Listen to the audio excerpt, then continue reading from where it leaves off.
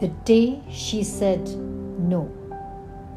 He didn't know where to go.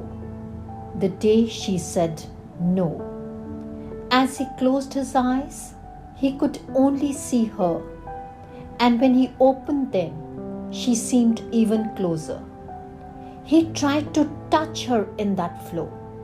He wanted to cry high and low. He didn't know where to go.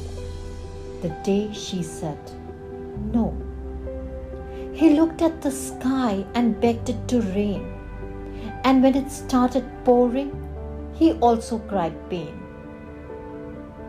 As his salty tears touched his lips, he with stifled cries tried to vent out his grief through his swollen eyes.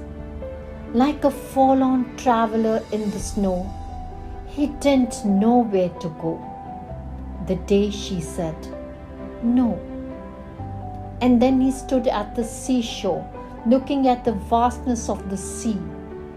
His heart was hit by emotions hard, just as the waves strike the shore with great fury. He wanted to live. He wanted to die. He wanted to know what he wanted and why. As a sloth is caught by a tiger's paw, he felt his heart was caught in betrayal's jaws. He lacked energy. His mind was working slow. He didn't know where to go.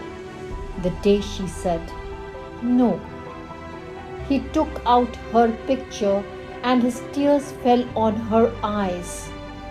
It seemed as if both of them were crying, and soon he realized that she must have had a reason to say so, but he didn't know where to go. The day she said no.